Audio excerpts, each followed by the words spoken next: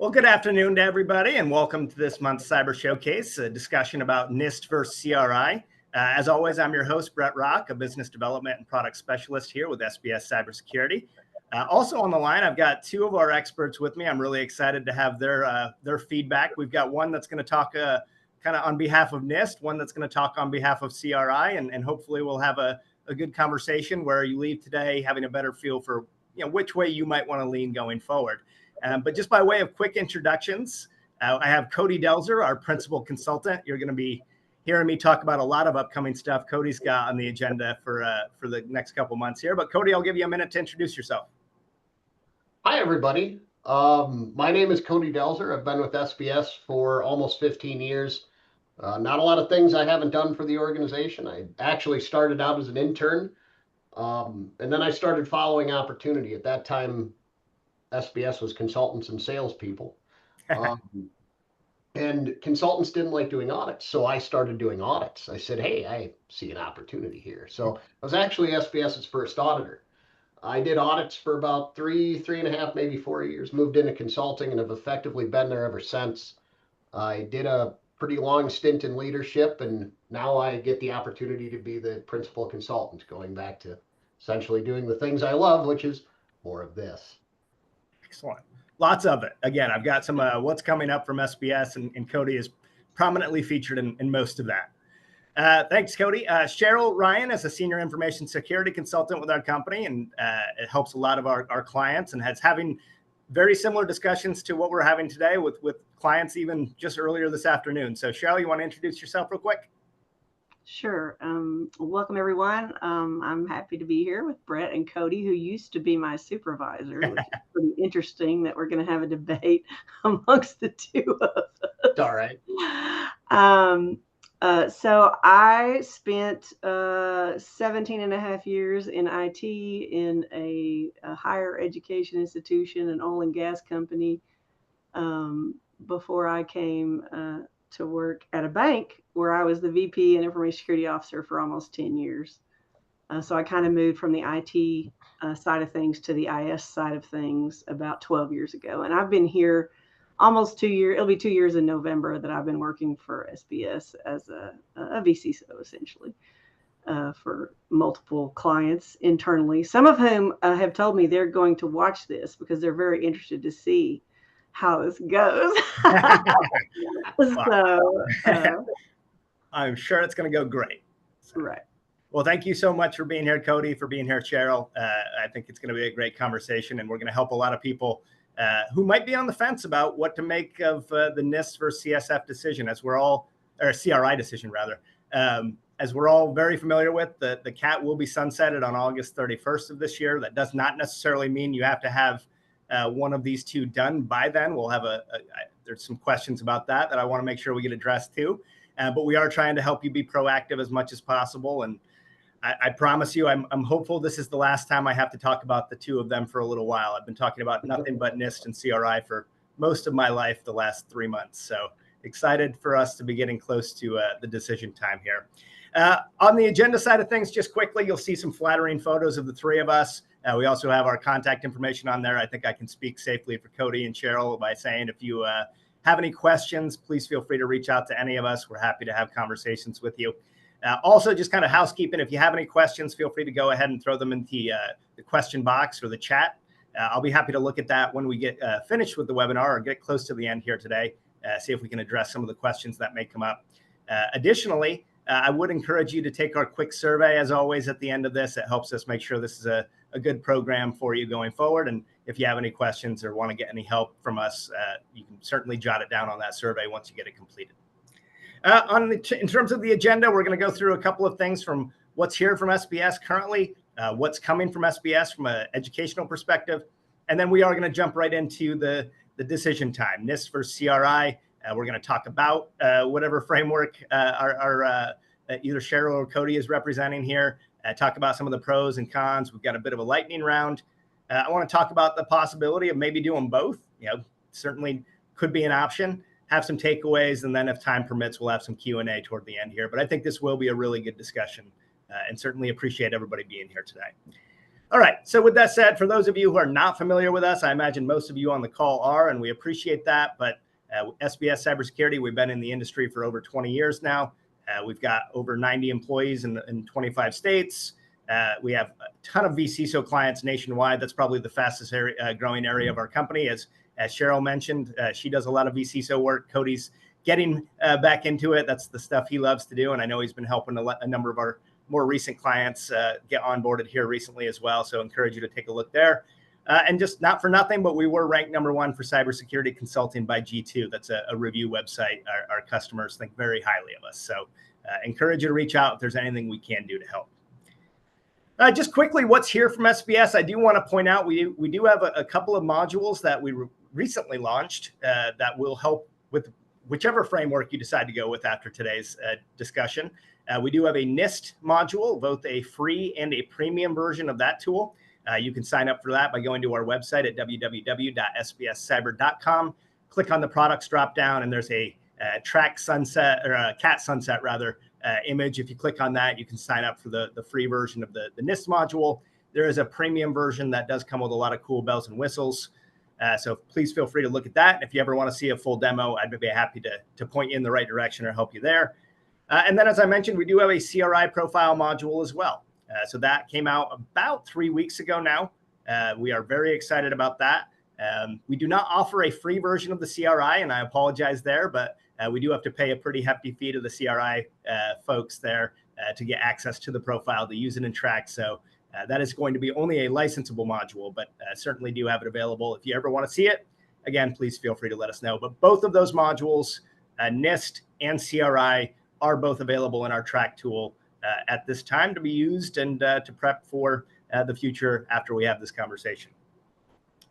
Just a couple other things that are coming from SBS. We do have an M365 security updates webinar coming from the SBS Institute.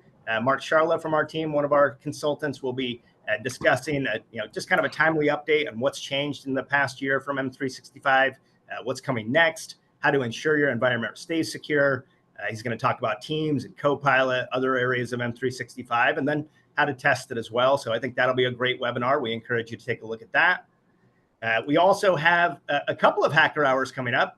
On July 31st, Nick Podrodsky on our team will be covering understanding deepfake technology. He's going to look at the complexities of the technology, the threats it represents, and then discuss practical tips on how to protect yourself from falling victim to deepfake scams. So we are excited about that one. And then, as I promised, Cody is going to be very busy on July 15th of next week. He and Nick are going to be doing a special edition of the Hacker Hour to discuss cyber threats in times of conflict. Obviously, there's a lot going on in the world today, and critical infrastructure disruptions could be occurring. We want to make sure that you're prepared and you understand what might be going on out there and how you can protect yourself. So we do have that coming up. And then Cody, again, will be up on August 13th to discuss data flow diagrams and how they can change your life. So do you know where your data goes and who touches it and how it moves through your environment, all those sorts of things? Cody's going to cover that in pretty good detail as well. So as promised, we are keeping him very busy as he transitions back into the role of our principal consultant here. So with that said, lots of great stuff. Encourage you to reach out if you have any questions or just visit the website. Again, that's www.sbscyber.com. All right. So with that said, let's jump into things today. Decision time, NIST versus CRI. Now, obviously, there is a bit of a sense of urgency. The CAT will be sunset on August 31st. As I mentioned, that's not necessarily a hard, fast time for you. You need to have something else in place. But it is coming. It is time to start thinking about what's going to replace the CAT. And I do want to start before we really get into the differences between the two and start to talk to Cheryl and Cody about those pieces. Cheryl, I know you were having a conversation just earlier today, I think, about one of your clients was asking about, do we have to have this finished in a certain time frame? And I think you had a pretty good response there. And then Cody, I'll let you fill in any thoughts you may have as well.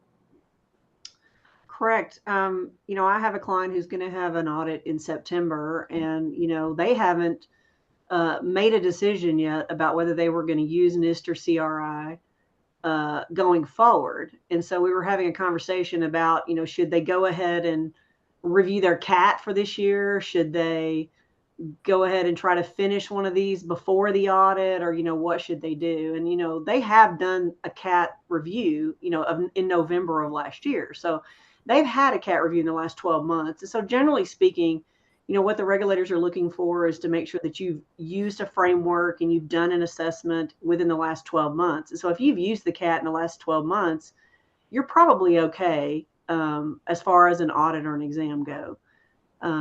What they are asking some of my clients, though, is what are you planning to go to?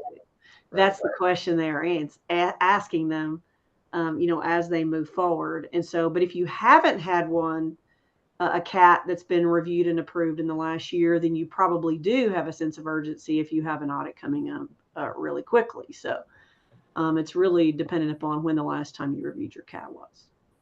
Yeah. And I know this is supposed to be a debate, but I don't really have a debate for this. I can just do it. I actually have a handful of clients that are just going to approve the CAT this month or next to buy themselves even more time. I agree that we should have a plan, a stated plan, but it's also a plan, so feel free to change it, right? But have something approved in the last 12 months. It's still live until August 31st. And you could probably litigate yourself into using it past that. You just have to justify it. Sure. I wouldn't. There's viable alternatives, two of which we're talking about today. But have you done it in the last 12 months? Yes or no? Great. Pick one and say, this is what we're going to do. Bonus points if you start filling it out. Yeah, I think just from a proactive perspective, that's probably what we would recommend at this point, is at least have a decision on this is the one we're going with. And I think you made it's a great way of putting it. If you've actually started working on it or even completed it, I've had some people tell me they're, already finished with it. Bonus points for that. But certainly have an idea of what you're looking for, I think is kind of the best bet at this point. And if you've done the CAT in the last 12 months, it seems like that's probably will work, at least in the short term here. So, all right. So with that said, let's jump into things. And I'm fighting through a bit of a cold here as well. But let's start with NIST. And Cheryl, you have decided you're going to fight on the NIST side of things today. So I'm going to start with you here. And obviously, we know that the cybersecurity framework, the 2.0, was released in February of last year. It had 5 core functions up until that point in time. They added govern as a 6th core function. So if anybody's not familiar with NIST, I can't imagine that's the case, but that's some of the basics. But Cheryl, I'm going to turn it over to you. How would you describe NIST, the CSF, to somebody who you've just never heard about it before? Maybe they know about the CAT, maybe they've done that before, but they've never really researched NIST at all. How would you describe it to them? Right. So the NIST cybersecurity framework was created by the National Institute of Standards and Technology. And it's basically a voluntary set of guidelines that they develop to help organizations better understand, manage, and reduce their cybersecurity risk. It's not a checklist, not a rigid standard of any kind, but rather it's a flexible structure that organizations can tailor to their specific needs. So, it has 6 core functions, like you mentioned: govern, identify, protect, detect, respond, and recover. Sounds a lot like an incident response activity, if you ask me. But it provides a life cycle for managing that cybersecurity risk, from the planning perspective, the prevention and detection and recovery, perspectives of how to work your information security and cybersecurity programs. And I think one thing that is important, and I'm sure most of our audience knows this, but the CAT was based off of NIST. CRI, kind of the foundation, is NIST. So this is kind of the framework that begets all the other frameworks. Is that fair to say? That's correct. Matter of fact, there is a mapping of the CRI to NIST.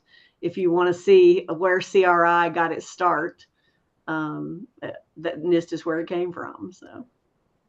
So it's very universal as well. So it's a universal language that a lot of people know, and a lot of different organizations have used in the past, have been using for some period. So it's pretty well known, sector-wide. Yeah. So obviously the 2.0 came out last year. That was maybe the first real substantial update to the CSF in about 10 years. What were some of the biggest changes that were implemented when they rolled out that new framework? Well, the first one was the govern. That didn't even exist before the 2.0 version. And it's probably the reason that CAT is going away, is because it was the one missing thing from NIST that the CAT had, was the govern component. So the shift reflects the growing recognition that cybersecurity is a board level concern, and it needs to be integrated into your enterprise risk management, and that it's the governance part of it is a board function, and they need to be, involved in that.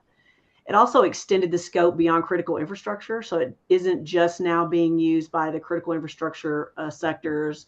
It can be used by anyone who needs, to assess their cybersecurity posture and kind of where they are. It also enhanced the focus on supply chain risk. So, supply chain has become, we depend on our third parties. SBS does vendor management as a service because we depend on our third parties so heavily now these days, and we outsource, a lot of activities that we do internally in our organizations. And so that component was also added because, 10 years ago, it wasn't a thing so much as it is today. We all had on-prem systems and we managed them. And, these days, that's not the case. That's not how we're operating in this environment today. So, and then improve usability and implementation support. So, it's more practical. It defines current versus target cybersecurity states, which is something it didn't really do before. Gap analysis is something else that's relatively new to this particular version too. So and then it updated, existing things that it already had. So would you say that the govern piece, I know obviously there were a lot of really positive things that they launched in 2.0, but that was probably the piece that really makes it applicable or viable as a potential replacement, right? Without that, we probably might even still have the CAT, as you mentioned. Correct. Yeah. So. Or we'd all be paying for CRI, one of the two. There you go. That's fair. All right. So with that, that's a good segue here. So Cody, just quickly, obviously the CRI profile comes from the Cybersecurity Risk Institute, or the Cyber Risk Institute, rather. It underwent a major revamp in February of last year as well. The latest version came out this year. Combines about a dozen frameworks into one, and it actually has 7 core functions. So, excuse me, all the same 6 that NIST has, but it does have an extend function down there as well. So, Cody, I'll turn this over to you. Same question I launched with Cheryl on. How would you describe the CRI profile to somebody who's never heard of that? That's a great question. So, to me, the Cyber Risk Institute CRI profile. Wow, guys! Once I get through this short stutter, this is going to get better. I promise. To me, it operates on a common language, right? So it is based on NIST CSF. That's real. It's highly mapped to it.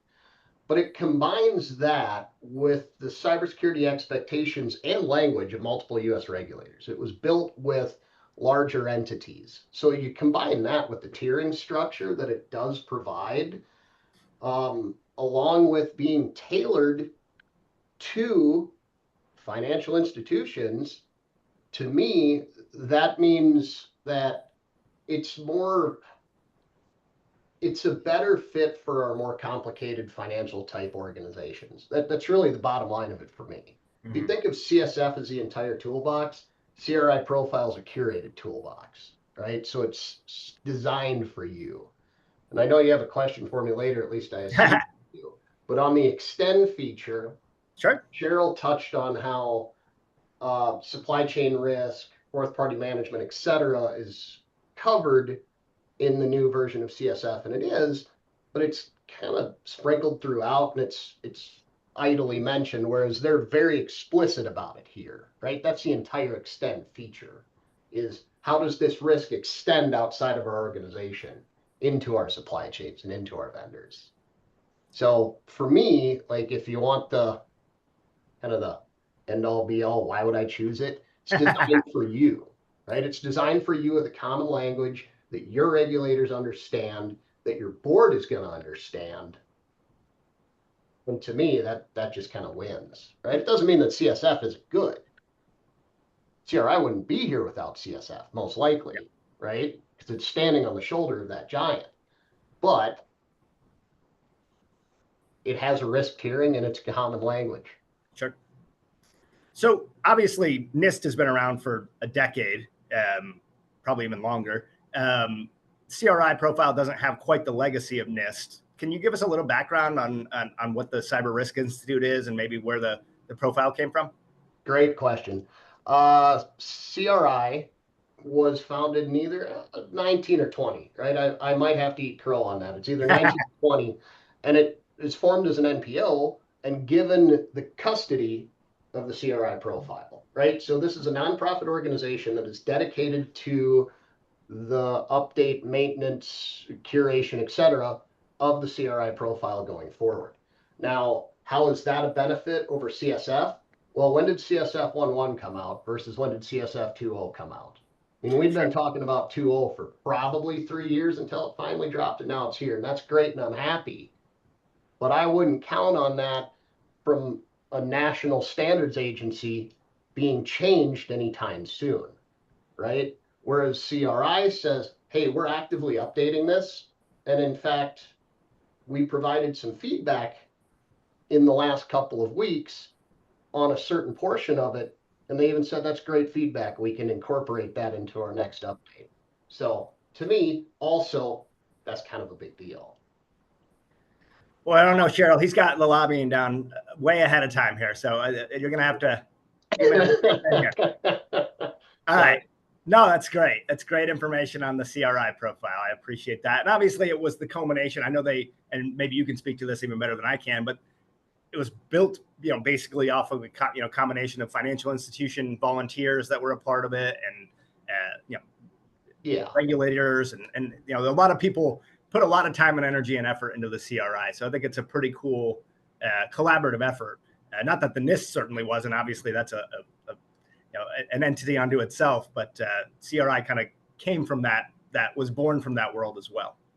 Yep, and basically all new booklets since the BCM booklet in 2019 are all mapped directly to NIST standards. So, all right, well, let's jump into the pros, and we'll let Cheryl score some points for NIST here. I'm going to put some on the screen here, but Cheryl, obviously, you can feel free to share yours as well. I just like to talk about it being the most widely adopted framework in the world. I think that's a key component of it.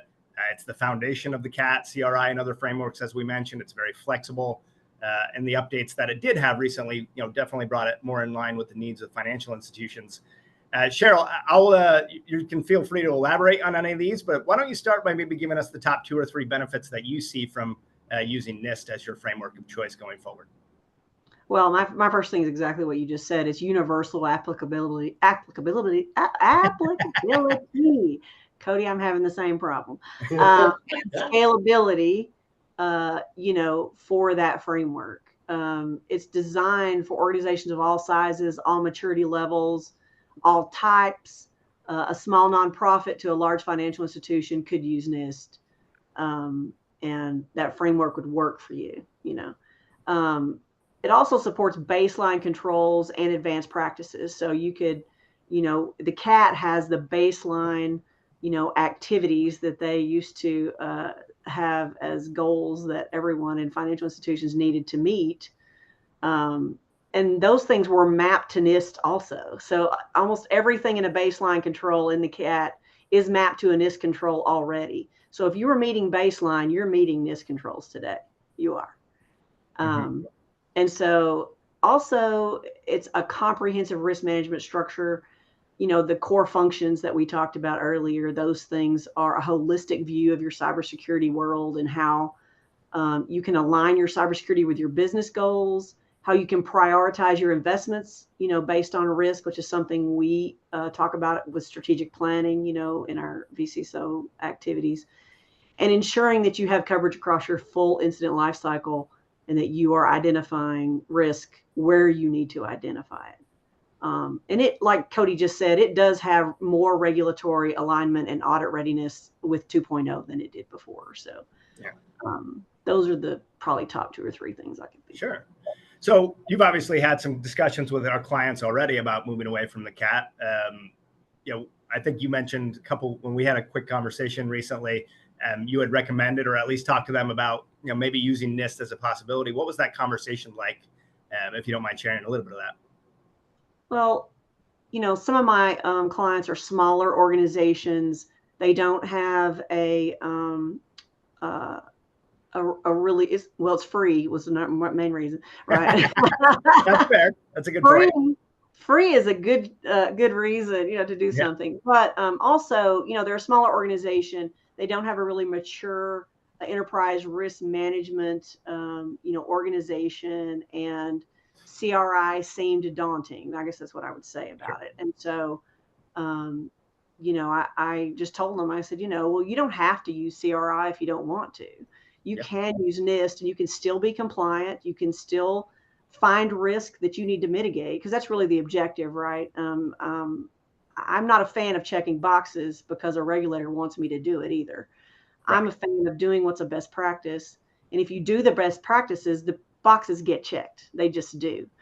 And so, I told them if they were meeting baseline today, they would be meeting the NIST, framework probably that would satisfy regulators and auditors. And, regulators recognize NIST as a framework they can use, and they actually haven't given a preference one way or the other.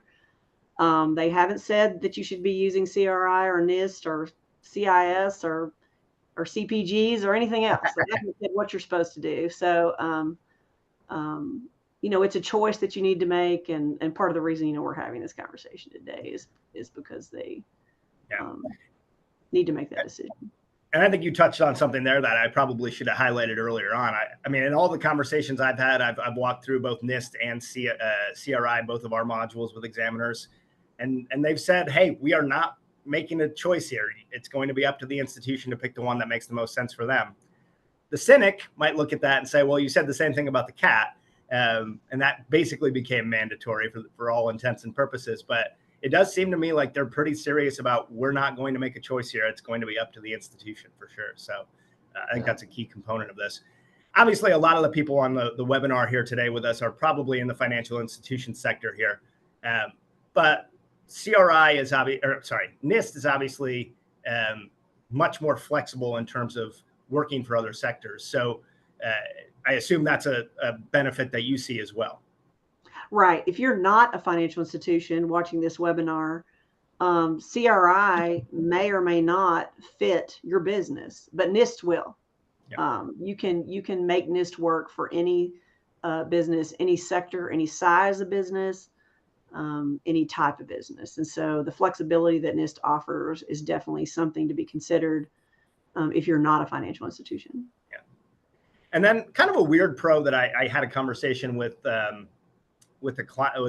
actually a current client, a vCISO client of ours at a conference I was at. They said that they were looking at NIST mainly because it's just so much more widely recognized that if they did have to hire, if they chose to hire an ISO down the road, or they wanted to find somebody to bring into their team, the limited pool of people that would know about CRI, or the pool of people that know CRI, it would be much more limited than that know about NIST. Do you think that might be something that could be a consideration as part of this?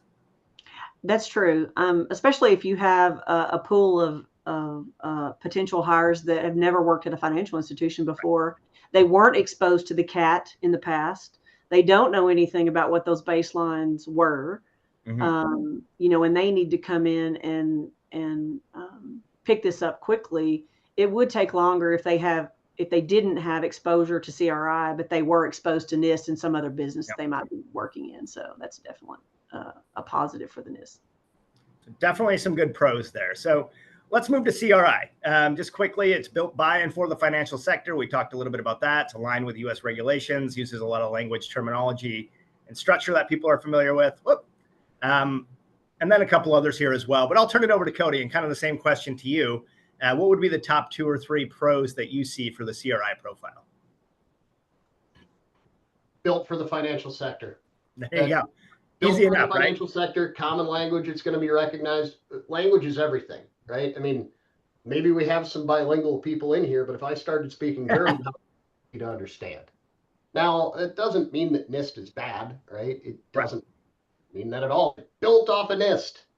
So there's some very heavy commonalities, but it's taking regulatory language and expectations, a more generic framework, and harmonizing them.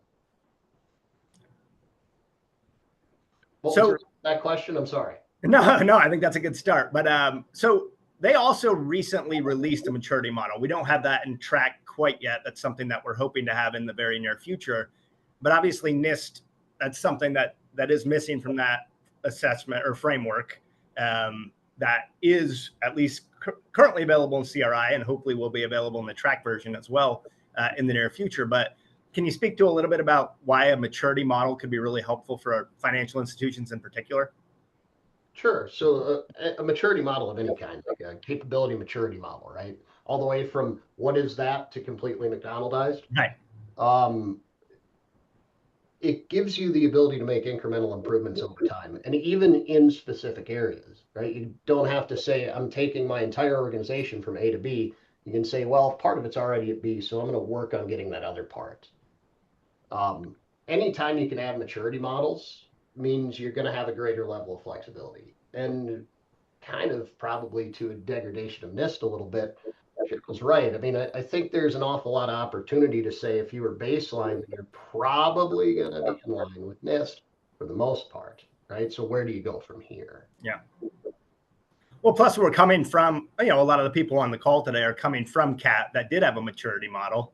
And I know that in the demos that I've done, I've gotten a lot of questions about, well, how do I know where I'm supposed to be, right? And not, we have the ability to set goals and monitor your progress and things like that in TRAC, which is fantastic. But having somebody else kind of tell you and point you in the direction of, hey, this is what you might want to get to, or this is where you could get to next. I could see that being a real benefit to CRI going forward. And then, so I guess one question, just with that third bullet on there, and you mentioned this a couple of times already, that it uses the same language and terminology that a lot of people on this call are very familiar with. Auditors are familiar with, examiners are familiar with it. Would it be fair to say, or is it too much of a leap to say that this may make examinations and audits go a little bit more smoothly if you use the CRI? Probably. Right. Now, I know that's not the way you debate. Right. What I would say is this: if you read the statements in CRI, they're pretty prescriptive. The statements in CSF, a bit vague, right? What do they mean by that? How do I interpret that? How will you interpret that? I think that examiners like more certainty. So if you can give them that, then that's all the better. I guess then if you're going to do CSF, perhaps you should fill out more rationale as to why you think the way that you think. Yeah. As for will it go better? Well, it kind of depends on what does the examiner understand, right? I'm gonna back up. I didn't say better. I said it's more smoothly. Right? So I don't want to make it sound like it's going to be better for sure. To some degree, it's going to be case by case, yeah. Right? Because I have several customers that I can make a very strong case for CSF. I do absolutely have more customers that I can make a very strong case for CRI. Yeah. In the banking industry, note. So the last bullet on the screen there, I think, is also an important thing. One of the, I think we all, especially at SBS, I think we all thought the CAT was, had some really good benefits, but also had some negatives to it. And the biggest negative that we all recognize is that it just never got updated, right? It had one update in 10 years, basically. The NIST CSF had a massive update in February of last year, which is great.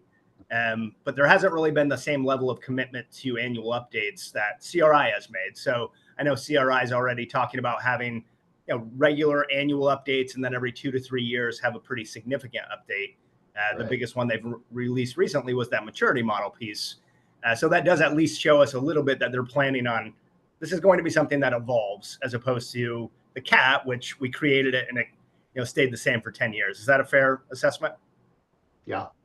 Yes.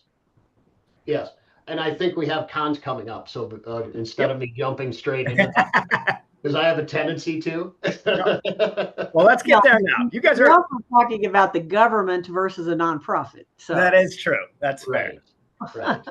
You guys are much better at segues than I am. I appreciate it. So let's start with the NIST, some of the cons here, and I'm going to put them on the screen, and then we'll talk about some of them as well. But obviously, it is industry agnostic, which isn't necessarily a con entirely, and we talked about the flexibility being very valuable, but it is, especially if you're a financial institution, something to consider. Has the feel of being more high level or abstract without additional guidance. could require some extra effort to align with regulations. One that I'm interested in talking a little bit about, and I don't have a prompt for this, so I haven't prepared Cheryl for this question, but we can address it as well. But we did have to take the framework and turn it into an assessment, right, with NIST, whereas CRI is an assessment on its own.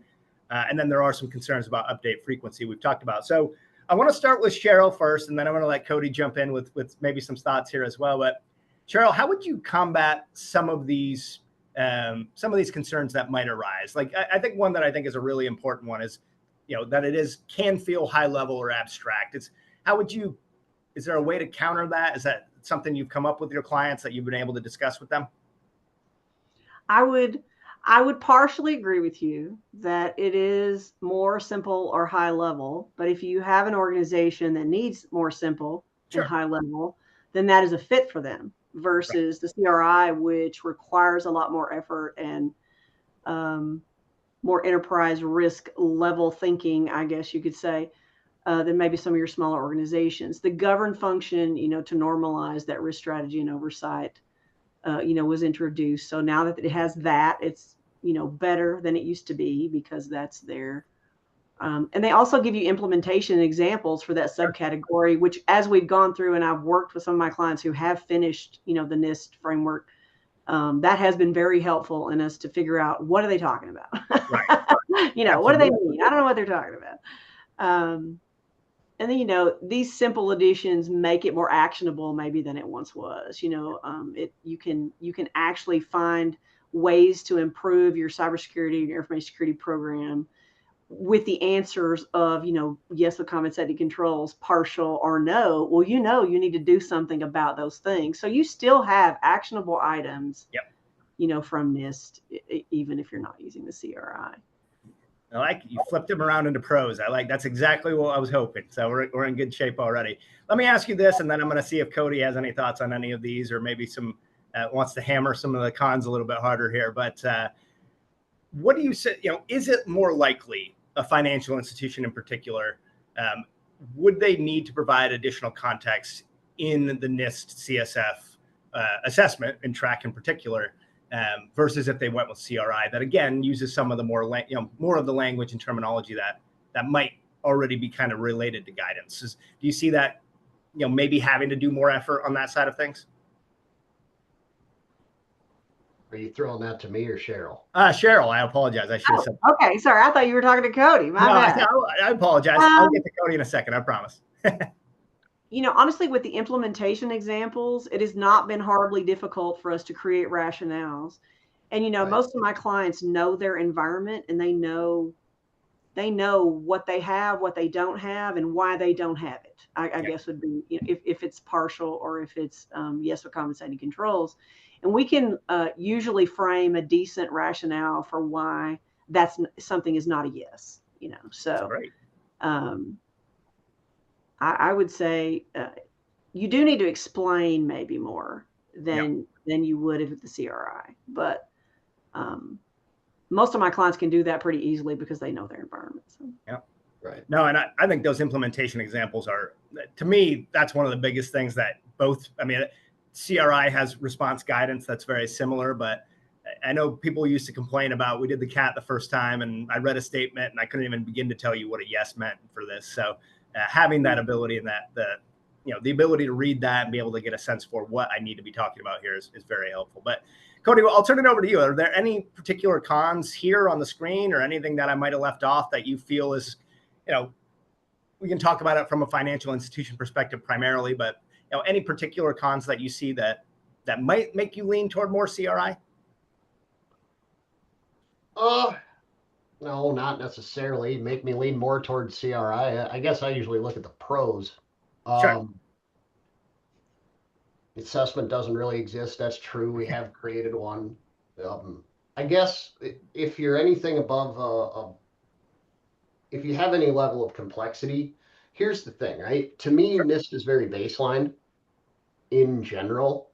Doesn't mean that you're not going to struggle to say yes to everything in your first go around. I think that it doesn't necessarily map one-to-one. And by the way, you may not want to say yes to everything on the first go around, because in my former audit days, I would hammer you on that. I think, okay, really? you got everything right on the first try, I don't believe you. But where do you go from there, right? So really, I think kind of a pro for the CSF is it doesn't get updated often, and it's not that difficult to achieve in its full form. Mm-hmm. So if you're the type of organization that doesn't really want to, like, I don't want to say grow, but review and spend a lot of time reviewing over the next 10 years before the next update comes out, maybe CSF is for you. Well, that is a tremendous backhanded compliment to the NIST CSF. I like But I it. don't hate it, right? I don't hate it at all. In fact, I like it. Yeah, I know. I'm But just Well, I would argue that it's, CRI can be overwhelming for those smaller organizations. absolutely can. Right? For that, for sure. Yep. Well, let's why don't we go to that next? So some of the CRI profile cons. It is very industry specific.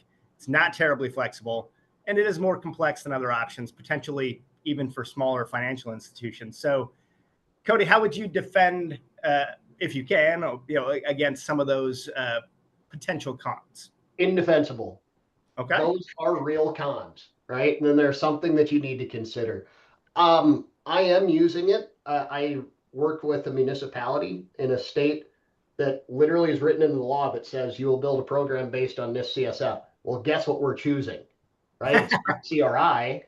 And again, not because CRI is a bad framework. I love it, but it's told to us, right? And that's kind of back to what I've been sort of pontificating about the whole time is the common language.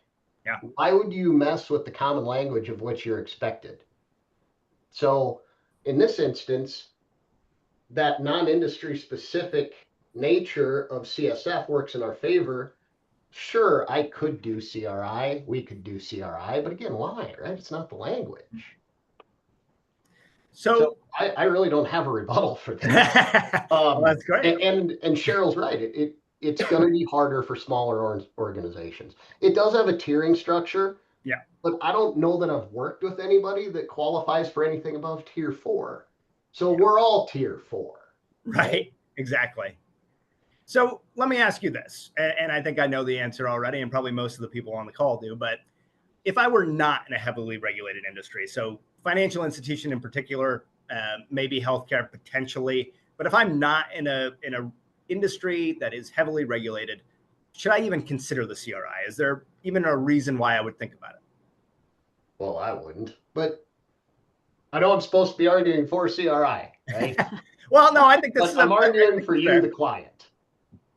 I would not. If I had to pick between these two, I'd pick CSF. But the reality is there's some other really good frameworks out there. Sure. That are probably a bit more technical. So it really depends on what it is that we're trying to achieve. Right. And again, the language. What are your organizations used to? Yep. CIS is CSET, I believe.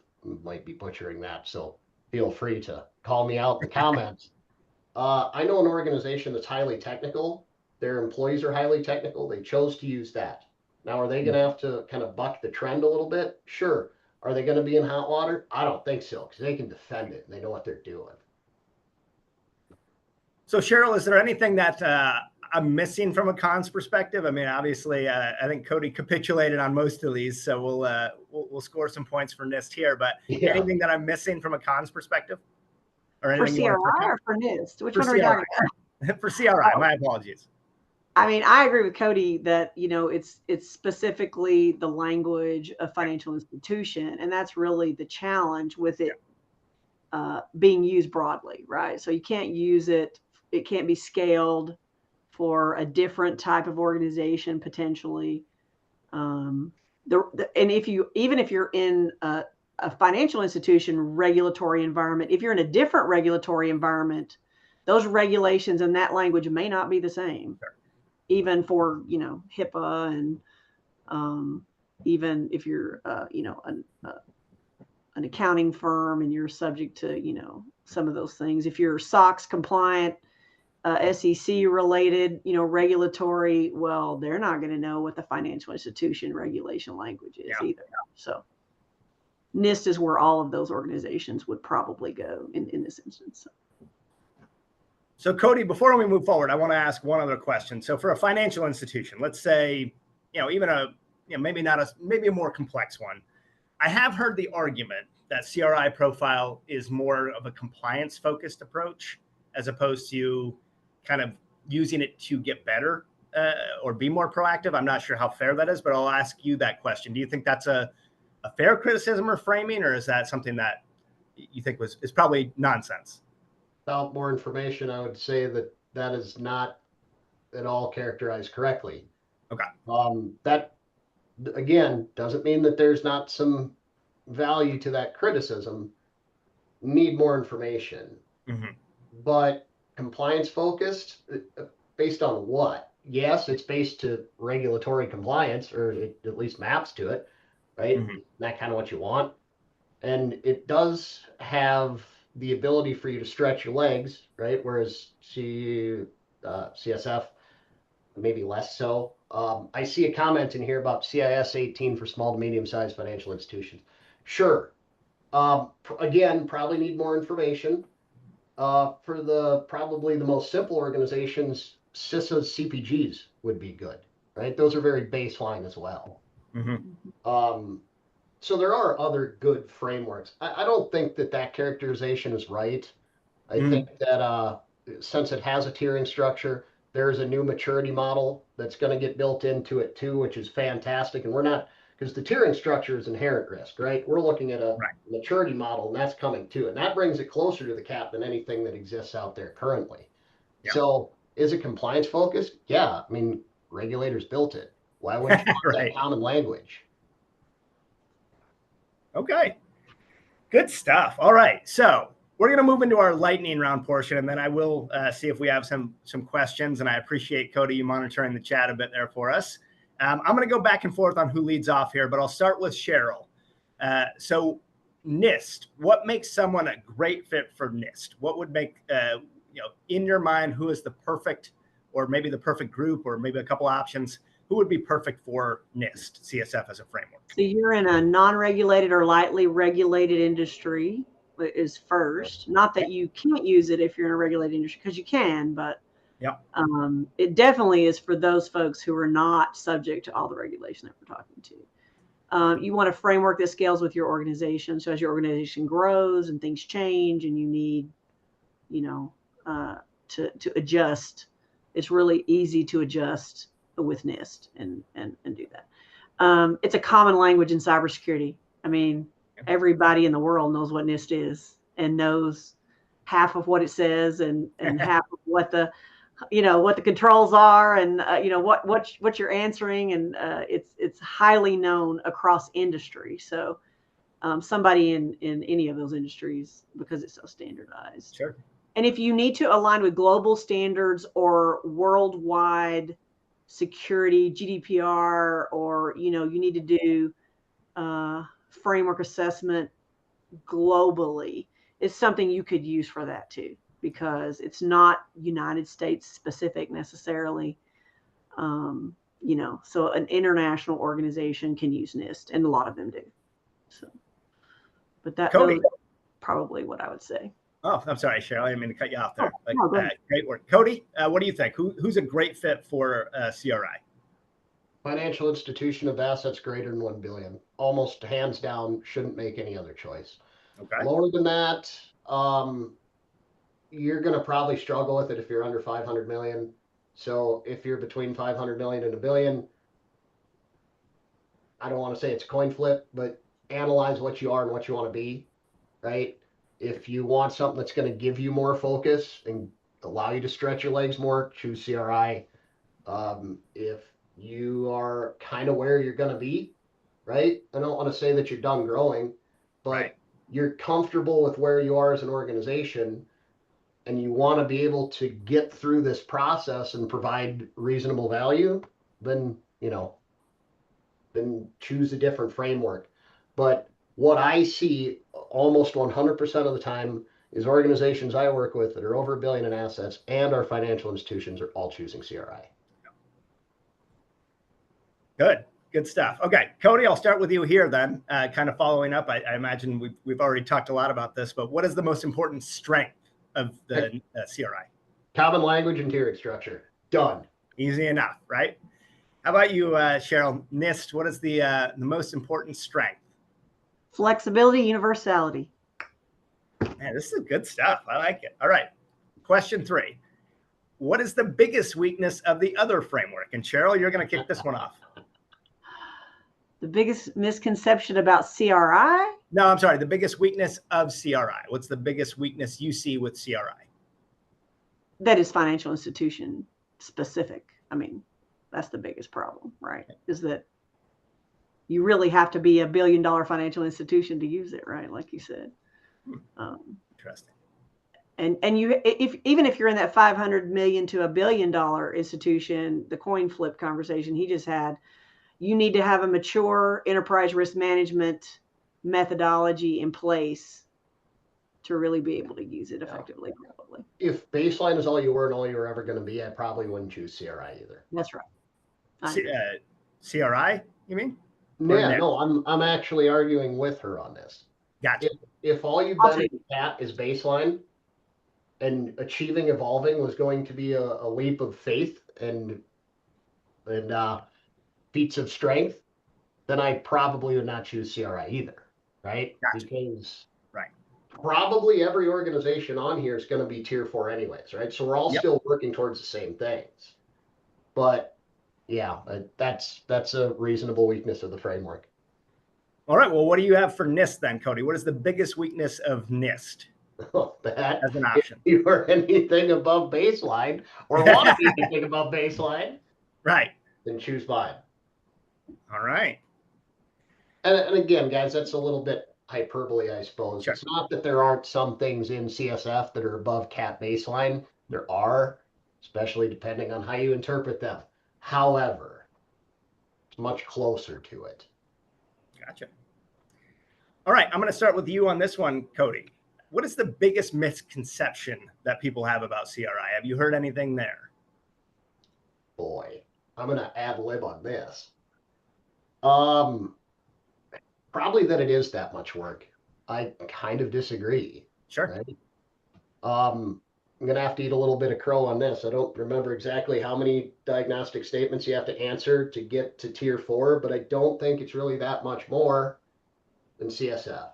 They are much more prescriptive, though. It's like, did you do this one thing?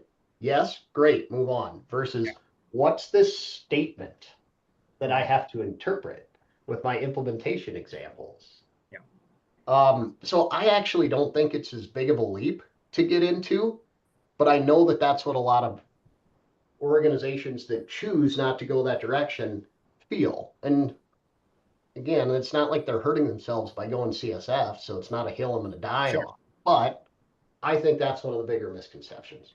Yeah, and I'll just kind of follow up there. Our NIST module of TRAC has 106 statements you respond to, and CRI at tier 4 is about 208. So again, it's not a... It's double. I mean, they're both considerably shorter than anybody who ever did the CAT before, right? So...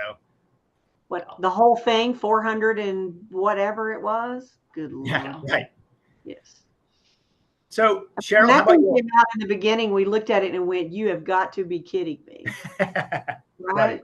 This is not as bad. Either one of these is not as bad, is what I'll say to most of us here. So, Cheryl, what is the biggest misconception about NIST then on your side of things? That it's too high level or not built for banks. Well, I disagree with that. It's, it's too generic. That's another thing that I've heard, I guess, from some folks. And considering that CRI came from NIST, I just have to disagree. That makes sense. It's fair. But it had to be. They nuanced it. They took CRI and they nuanced it and they added, details. But at the end of the day, it's based on it. So, come on. Consider its creators, though, right? NIST had to make it that way if it was going to be universally accepted. Yeah. I mean, in reality, it's a strong foundation. And, like Cody said a while ago, as your organization grows, when you become $1 billion bank, it's the place you want to go. But if you're a $500 million bank today, then you start with NIST and then you can gravitate to CRI, at some point. Sure. All right. I think I'm on Cheryl here, so I'll start with you either way. I apologize if I messed it up. All right. Finish this sentence for me. If I were advising a mid-sized bank today, I would recommend they choose NIST because what? what is the asset size of a mid-sized bank? Let's say need more clarity. Yeah, there you go. I apologize. Let's say 500 to $1 billion range, somewhere in that range. Well, I mean, we kind of just said that, right? It depends on their maturity, their enterprise risk maturity. If they are truly trying to improve their program, they're proactive about their program. They're trying to achieve the next level of, cybersecurity maturity, whether there's a maturity level in it or not. If you're trying to do the next best thing, trying to do things because you think it's the right thing to do, not just because you're trying to check a box, then I would probably tell you to use CRI. But if, like Cody said, if you are closer to 500 million and you are fine with your baseline, you might make some changes in the next, few years, and you plan to grow your organization slowly and move to CRI as you get closer to your $1 billion mark, then I would tell you to use NIST. Cody, do you have anything to change there? So if you were advising a bank in that kind of window, what would you recommend? Yeah, I would recommend they choose CRI because what? I would choose this framework because I've already achieved evolving. I may be looking into intermediate and or hover around the evolving mark anyway. Because if you're already there, then go with the more complicated framework. You're going to find more benefit from it in the end. That's valid. So let's end on this question, and then I've got some takeaways. We'll see if there's any Q&A toward the end here. But is there any, and I'll start with Cody here. I started with Cheryl on the last one. Is there any value in doing both? All right. So I'm a hyper efficiency nut. I don't like doing redundant tasks.